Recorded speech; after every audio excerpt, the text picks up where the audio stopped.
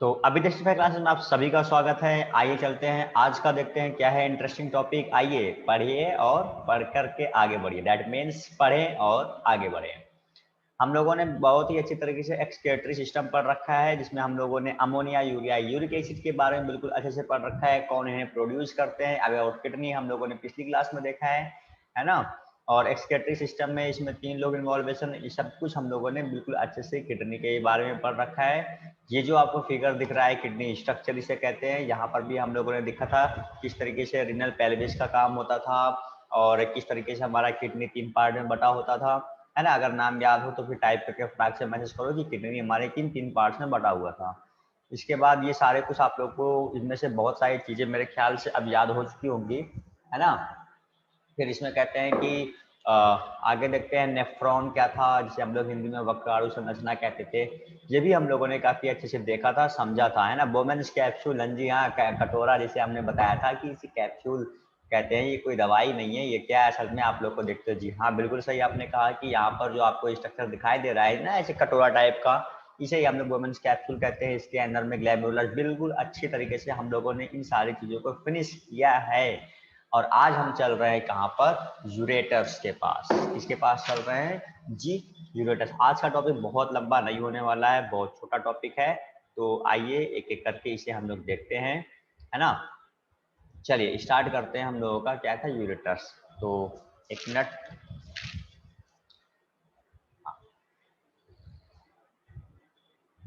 I hope कि सब कुछ बढ़िया से चलता रहे और किसी तरह की कोई गड़बड़ी ना हो, नेटवर्क इश्यूज वगैरह, क्योंकि जो है थोड़ी बहुत ऐसे मुझे लग रहा है कि नेटवर्क इश्यूज होने वाले हैं, बट अभी तक ऐसा कुछ नहीं है, सब कुछ अच्छे से चलता रहेगा। तो आइए देखते हैं फर्स्ट टॉपिक आज का जो है हमारा, यूरेटर्स क्या है जी। ये जी, हम लोगों ने देखा था कि किस तरीके से ब्लड जो है हमारे पेनविल में आकर के, रीनल पेल्विस में आकर के कलेक्ट होता था।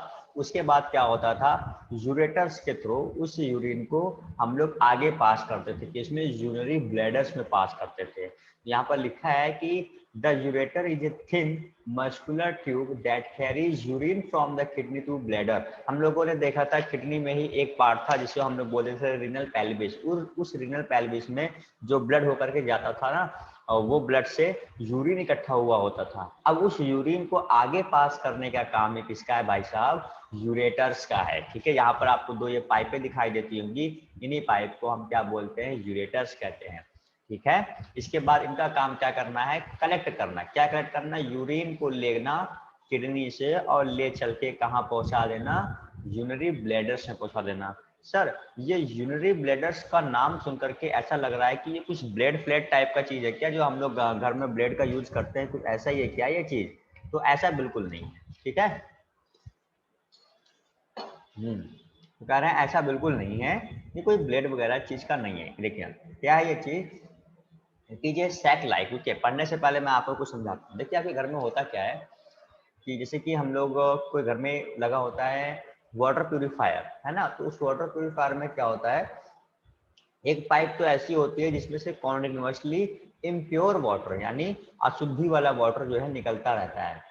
और एक पाइप ऐसी होती है जिसमें से हम लोग पानी निकाल करके, देखिए अभी मैं भी पी रहा हूँ, पानी निकाल करके प्योर वाटर हम पी रहे हैं। तो जो पानी मैं पी रहा हूँ ये प्योर वाटर है, जो कि किससे है, हमारे आरओ से निकला हुआ है। तो आरओ में ऐसे 2 पाइप को, पानी को निकालने वाली 2 चीजें होती हैं। एक वो पाइप होती है जिससे जो प्योर वाटर हम लोग पीते हैं, और एक वो होती है इम्प्योर वाटर, यानी वो पानी जो गंदा पानी जिसे हम पी नहीं सकते, जिसको अलग करना ही हमारे आरओ का काम है। तो वो पानी को हम लोग क्या करते हैं, ऐसे ही वेस्टेज में छोड़ देते हैं, नाली वगैरह में खोल देते हैं। लेकिन बात मानिए, हमारे यहाँ पर क्या होता है, हम इसे संरक्षित वाटर को कहते हैं बचाना चाहिए। तो मैं कैसे बचाता हूँ वाटर को, हमारे यहाँ पर क्या है, जहाँ पर हमारा ये आरओ लगा हुआ है उसके नीचे जहाँ पर पाइप आती है, उस पाइप में जो पानी आता है उस पानी को हम लोग बकेट में इकट्ठा करते हैं। जैसे ही एक बकेट भरा, जैसे उससे सब लोग देखते रहते हैं, भाई किचन में लगा है सब लोग देखते ही रहते हैं। बकेट जैसे ही वो वाला भरता है, उसको भरने जैसे वो भरता है तुरंत उसके बगल एक दूसरा बकेट खाली पड़ा होता है। तो खाली बकेट के अंदर वो पाइप को उठा के डाल दिया जाता है, और भरी हुई बकेट को ले जाकर के बाहर हमारे आंगन में लगे हुए फूल पौधों में ले जाकर के पानी को डाल देते हैं। नहीं तो फिर कपड़े धुलने में उसका यूज हो जाता है। तो इस तरीके से हम लोग पानी के वेस्टेज को बचाते हैं, आप भी ऐसा कर सकते हैं। ठीक है, तो ऐसा ही कुछ सिस्टम हमारी बॉडी में भी होता है। इस बॉडी में ये यूरिनरी ब्लैडर्स है, ये क्या करता है, ब्लड को इकट्ठा करता है। यहाँ पर लिखा है ना, it is a sac like structure. Sac like मतलब झोले के जैसा एक स्ट्रक्चर है, that is land with a smooth muscles layer and is responsible for the storage of urine till it is expelled from the body by nutrition. कह रहे हैं कि यहाँ पर क्या होता है, ब्लड मतलब यूरिन इकट्ठा होता है और यहीं से फिर आगे इसको जो है हम लोग बॉडी से बाहर कर देते हैं। Nutrition is act of expelling urine from the body, the bladder receives urine from the ureters. ये सब कुछ मैंने पढ़ा रखा है, कुछ नहीं है। यहाँ पर वो यूरिन आकर के इकट्ठा होगा, उस यूरिन को हम लोग बाद में आगे निकाल देते हैं। ठीक है, चलिए इसके बाद हम लोग आगे देखते हैं। अच्छा एक मिनट बच्चों, मैं कुछ अभी मालिक भाई ये चीज बताना कि तुम्हें नोटिफिकेशन क्लास की ऑलरेडी पता थी या फिर टेलीग्राम के थ्रू हो या फिर व्हाट्सएप के थ्रू हो, है ना, ये बताना मुझे, क्योंकि आज सिर्फ तुम ही हो, बाकी क्लास में कोई नहीं। क्योंकि मैंने आज व्हाट्सएप पे मना किया था भेजने को, लेकिन फिर भी जब उधर बच्चे सीन नहीं किए मैसेज, तो मैंने व्हाट्सएप पे भी वापस से स्टेटस पे लगा दिया था मैसेज, है ना। लेकिन पहले पिछली क्लास में मैंने कहा था कि सिर्फ जो है मैं टेलीग्राम पर ही मैसेज भेजूंगा। बहुत सही, वेरी गुड। ठीक है, तो हो सकता है कुछ बच्चे उस बात को भूल गए हों कि टेलीग्राम पर ही मैसेज आएगा, और लास्ट मोमेंट जब 12 बज गया तो उन्होंने अभी तक मैसेज देखा नहीं होगा स्टेटस वाला। चलो कोई बात नहीं, क्योंकि 12 बजने से कुछ मिनट पहले मैं स्टेटस पर लगाता था, ताकि बच्चे जो है पहले से अलर्ट हो जाएं, एक्टिव होकर के बैठे। कोई बात नहीं, हम लोग हैं, देखते हैं, चलो आगे देखते हैं। तो हमारा ये हमने देखा कि यूरिन कहाँ से इकट्ठा हो रहा था, हमारी ब्लड में, हमारी किडनी में जो रीनल पेल्विस था, जहाँ पर यूरिन इकट्ठा हुआ था, वहां से इसे पाइप्स के थ्रू, 2 पाइप्स के थ्रू, जिसका नाम है हमारा यूरेटस, उस यूरेटस के थ्रू इसे हम लोग आगे ले आए। कहाँ तक ले आए, यूरिनरी ब्लैडर्स तक ले आए। यूरिनरी ब्लैडर्स में आकर के अभी यूरिन रुका हुआ है ना, इसे फिर हम लोग यहाँ से आगे निकाल देते हैं। चलो इसके बाद इधर देखते हैं, एक मिनट।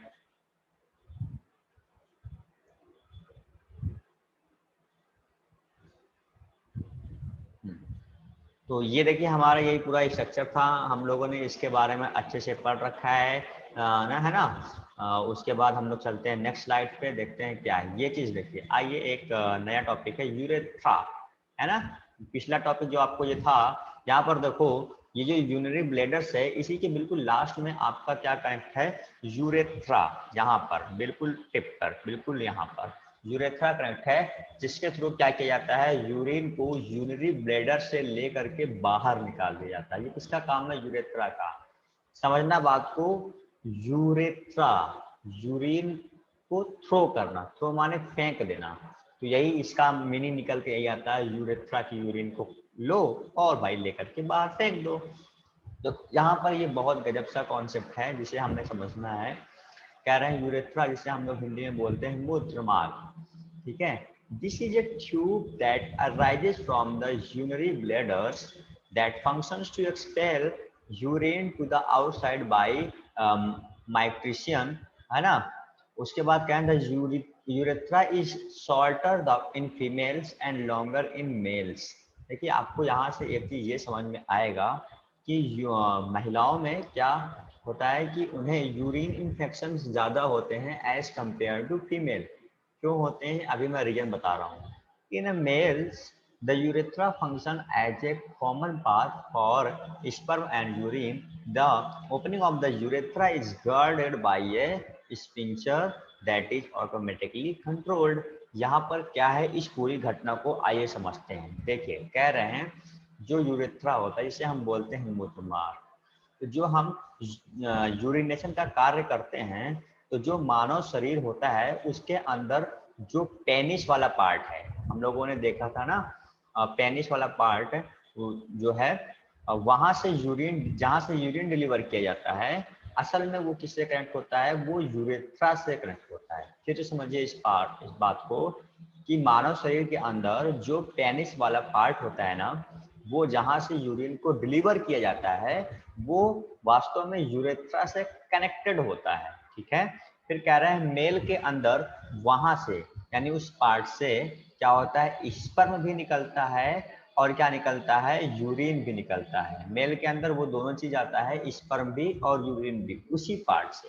फिर कह रहे हैं ये दोनों कार्य एक ही कॉमन पोर्शन के माध्यम से किए जाते हैं। जी बिल्कुल। फिर कह रहे हैं अगर हम बात करें वही महिलाओं की, तो महिलाओं में क्या होता है कि अगर हम बात करते हैं महिलाओं की, तो महिलाओं के अंदर जो वजाइना होता है, वजाइना वाले हिस्से से जब ये पानी बाहर आता है, कौन सा पानी, यही यूरिन, यानी कि यूरेटर्स में भरा हुआ जो मूत्र बाहर निकल करके आता है, इन दोनों में, इन दोनों के पाथ में डिफरेंस होता है। एक बार रुको, फिर से समझो इस बात। कह रहे हैं ना कि जो मेल होता है उनमें जब यूरिन निकलता है जिस रास्ते के थ्रू, उसी रास्ते के थ्रू स्पर्म भी बाहर निकलते हैं, दोनों रास्ता सेम है। लेकिन महिलाओं में क्या होता है, जो वजाइना वाले हिस्से से जब पानी यानी यूरिन बाहर निकलता है, यानी कि यूरेटर में भरा हुआ जब यूरिन बाहर आता है वजाइना वाले पार्ट से, वजाइना वाले पार्ट समझते हो जहाँ से यूरिन को बाहर निकाला जाता है, वही कह रहे हैं जब वजाइना वाले पार्ट से यूरेटस, फिर समझो, महिलाओं के अंदर वजाइना वाले हिस्से से जब ये पानी बाहर आता है, यानी कि यूरेटर में भरा हुआ जो मूत्र है वो बाहर निकल के आता है, तो इन दोनों के पाथ में डिफरेंस है। इसके महिलाओं में यूरिन का और वहाँ पे स्पर्म का, इन दोनों का मतलब महिलाओं में यूरिन के स्पर्म को दोनों का अलग अलग सिस्टम है। क्या है पाथ में डिफरेंस का मतलब क्या है सर? कह रहे हैं पुरुषों के अंदर जो यूरेथ्रा वाला हिस्सा होता है ना, तुलनात्मक रूप से यूरेथ्रा मतलब यूरिन को थ्रो करने वाला पार्ट क्या होता है, कंपेयर टू फीमेल्स क्या होते हैं, लंबा होता है ना। इसी कारण से महिलाओं के अंदर यूरिन इन्फेक्शंस की समस्या पाई जाती है।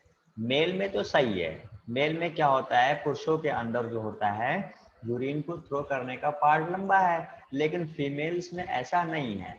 तो फीमेल्स में ऐसा नहीं है तो वहां पर क्या होता है कि जो यूरिन होता है, जो हमारा वेस्टेज मटेरियल है, वो क्या होता है अंदर में, बॉडी के अंदर में रहता है, जिसकी वजह से उन्हें क्या हो जाती है, यूरिन का इन्फेक्शन ज्यादा महिलाओं में देखा जाता है, क्योंकि वो चीज है बाहर निकालने की। अब वो ज्यादा देर तक अगर अंदर है तो प्रॉब्लम तो करेगा।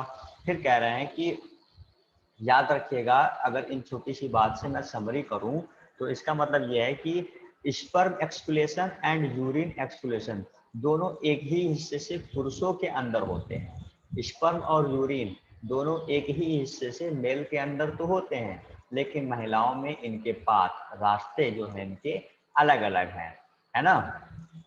आगे देखते हैं एक चीज और। देखिए ये सारी चीजें जो डाटा हैं ये आप लोगों को याद करने वाला है कि हम जो यूरिन निकालते हैं उनमें क्या क्या चीजें होती हैं। वाटर 95% पाए जाते हैं, यूरिया 0.2% पाए जाते हैं। फिर कह रहे हैं प्रोटीन, फैट, शुगर 1.3%, है ना।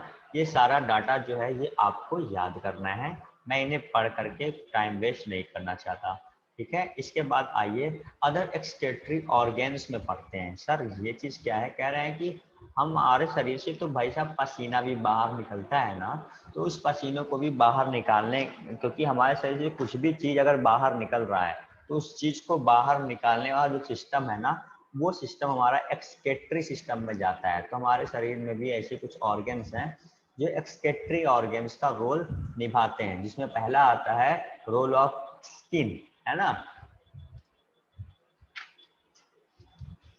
अच्छा, यहाँ पर क्या है रोल ऑफ स्किन, किस प्रकार से स्किन पार्टिसिपेट करता है इन चीजों में। कह रहा है there are two types of oily glands found in the skin of the human. कह रहे हैं ह्यूमन के अंदर में दो प्रकार का ऑयली ग्लैंड्स पाया जाता है, जो क्या करता है ह्यूमन के अंदर से लिक्विड सब्सटेंसेस को बाहर निकालता है, ठीक है। जैसे कह रहे हैं sweat by the sweat glands और and excretion of sebum by the क्या बोलते हैं इसको, सीबेशियस ग्लैंड्स, है ना। सर ये क्या है? कह रहे हैं हमारे शरीर में लिक्विड को निकालने के लिए दो ग्लैंड्स हैं। पहला ग्लैंड है स्वेट ग्लैंड, जिसके थ्रू क्या किया जाता है, पसीने को बाहर निकाला जाता है। दूसरा ग्लैंड है सीबेसियस ग्लैंड, जिसके थ्रू क्या जाता है, बॉडी के अंदर से ऑयली यानी सीबम को बाहर निकाला जाता है। कहने का मतलब बॉडी से ऑयली जो हम लोगों ने खाना वाना खाया था ना, उस ऑयली फ्लूइड्स को उससे बाहर निकालता है। कौन? सीबेसियस ग्लैंड जो होता है वो उन चीजों को बाहर निकालता है। कभी कभी आप लोग देखते होंगे कि ना, जब आपके पसीना वगैरह आता है, या नहीं भी अगर पसीना है फिर भी अगर आप बहुत लोगों के गाल देखते होगे, ऐसे टच करते होगे तो ऑयली ऑयली सा लगता है ना, तो वही है सीबेसियस ग्लैंड, जिसके थ्रू ऑयल जो है बाहर निकल के आता है। फिर कह रहे हैं sweat is an aqueous liquid which contains sodium chloride and lactic acid। आज आपको यहाँ से ये पता चलेगा कि आखिर ये क्यों कहा जाता है कि पसीना निकलने से फायदा है, पसीना निकलना अच्छा होता है। ठीक है, तो कह रहे हैं sweat is an aqueous liquid which contains sodium chloride, lactic acid, urea, amino acids and glucose। The amount of sweat from the human body can change from negligible to 14 liters per day। Sir ये चीज क्या है, आप इस चीज को इतना focus करते हुए क्यों बोल रहे हो? अभी समझाता हूँ। पहली बात ये समझिए कि हमारे अंदर से क्या होता है कि जो पसीना निकलता है ना, उसमें 99.5% क्या होता है, वाटर होता है। उसके बाद कह रहे हैं उसमें जो है सोडियम क्लोराइड होता है, यूरिया होता है, लैक्टिक एसिड होता है, अमीनो एसिड होता है, ग्लूकोज होता है। ये सारी चीजें मतलब वाटर तो 99.5% होता है, जो हमें ऐसे दिखता है कि हाँ भाई पसीना निकल रहा है, पानी जैसा है ना। और इसके बाद वो चीज क्या होता है, उसके अंदर सोडियम क्लोराइड, देखो आपको NaCl, जिसे हम लोग जो हमारा घर में नमक होता है ना, उस वो भी होता है NaCl। तो यहाँ पर कहा जा रहा है, देखो घर में जो नमक होता है NaCl, इसलिए कभी अगर पसीना यहाँ से टपकता हुआ और आपके होंठ तक जाता है तो थोड़ा सा नमकीन नमकीन सा लगता है ना, ऐसा होता है। तो यही वजह है, क्योंकि पसीने के साथ बॉडी के अंदर से सोडियम क्लोराइड भी निकलता है, लैक्टिक एसिड भी निकलता है, अमीनो एसिड भी निकलता है, ग्लूकोज और साथ ही साथ यूरिया भी थोड़ा बहुत निकलता है। यानी 99.5% तक तो वाटर है, इसके बाद 0.5% में ये सारी चीजें आती हैं।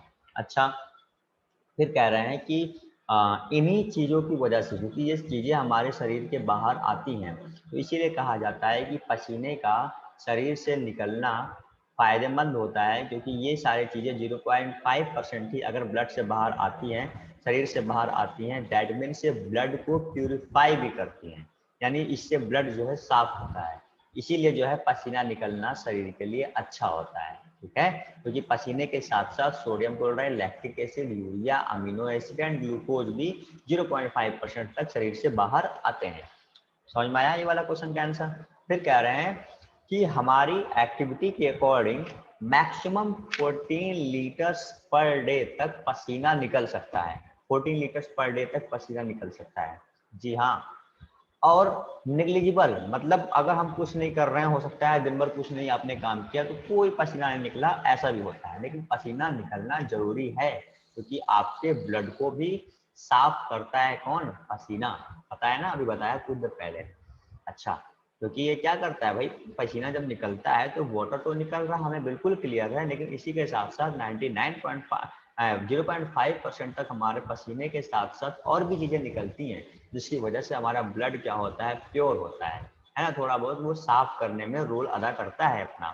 फिर कह रहे हैं इट ऑल्सो, अच्छा जो ये हमारा जो शरीर से ब्लड वो निकल रहा है पसीना, कह रहे हैं ये नेग्लिजिबल मतलब नहीं भी दिखाई देता है, और मैक्सिमम अगर हमारी एक्टिविटी है कुछ इस तरीके से, ये 14 लीटर्स पर डे एक इंसान के शरीर से, जो इंसान बहुत ज्यादा काम करता है उसके शरीर से निकल सकता है पर डे।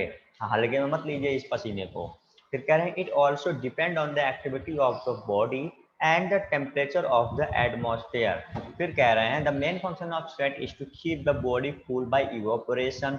ये चीज क्या है, सबसे पहले समझते हैं इवोपोरेशन क्या है। देखिए, जब आप पानी को खौलाते हो तो पानी भाप बन के उठता है, दैट मीन्स वो लिक्विड से वेपर हो रहा है। इसी फेनोमेना को हम लोग बोलते हैं इवोपोरेशन।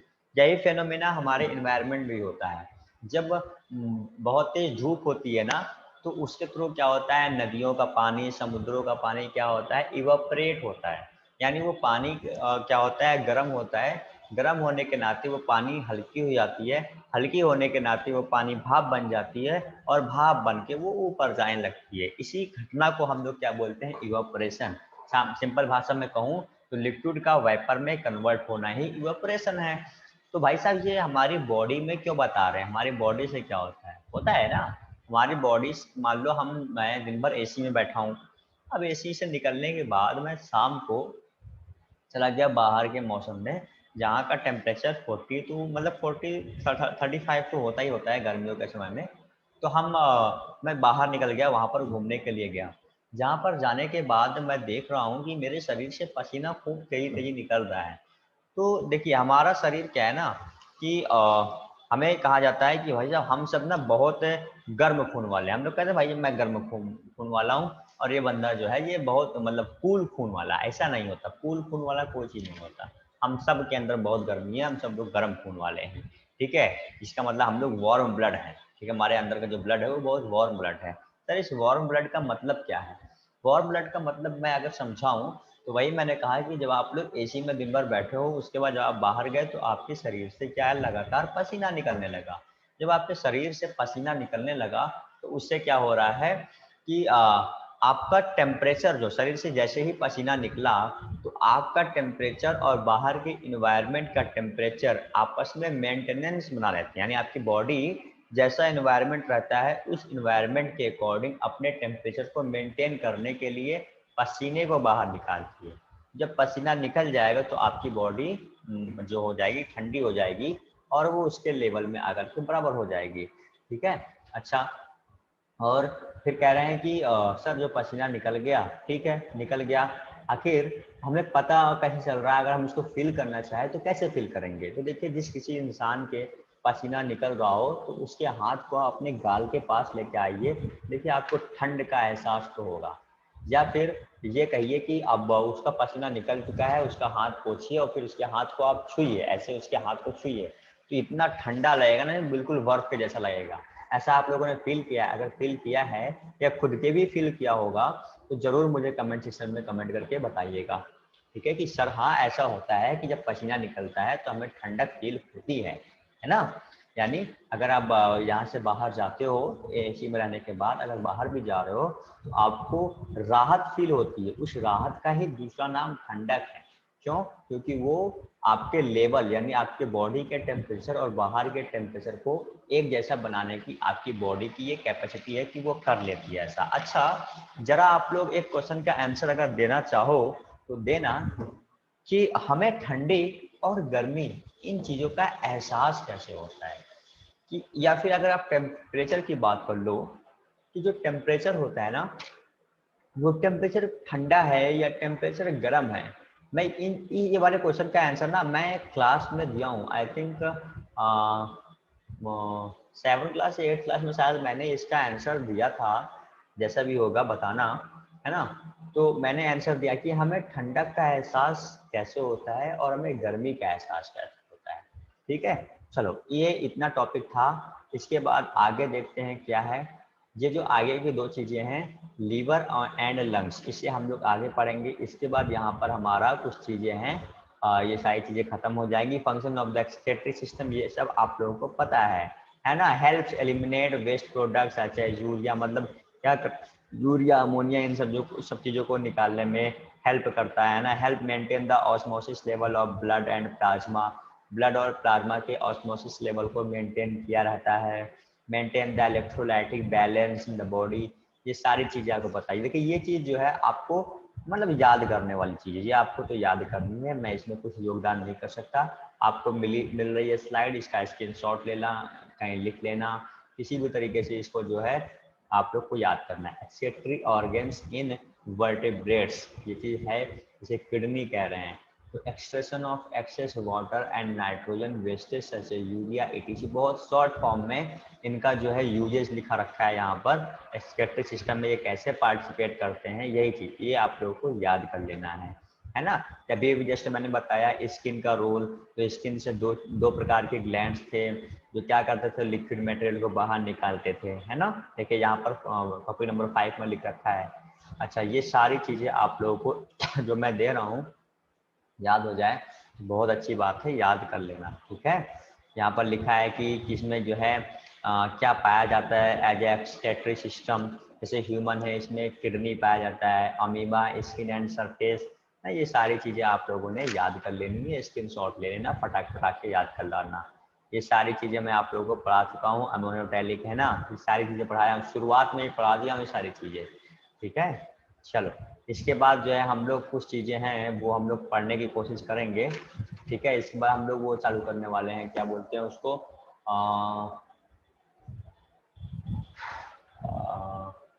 Blood circulatory system. इसके बाद हम लोग चालू करेंगे ब्लड सर्कुलेटरी सिस्टम। तो ठीक है, अभी मैंने जो यहाँ पर क्वेश्चन पूछा है, इस क्वेश्चन का आंसर आप लोग मुझे यूट्यूब के कमेंट सेक्शन में करके जरूर बताइएगा। तो ठीक है, बाय बाय, टेक केयर, मिलते हैं नेक्स्ट संडे को। तब तक के लिए आप सभी अपना ध्यान रखिए।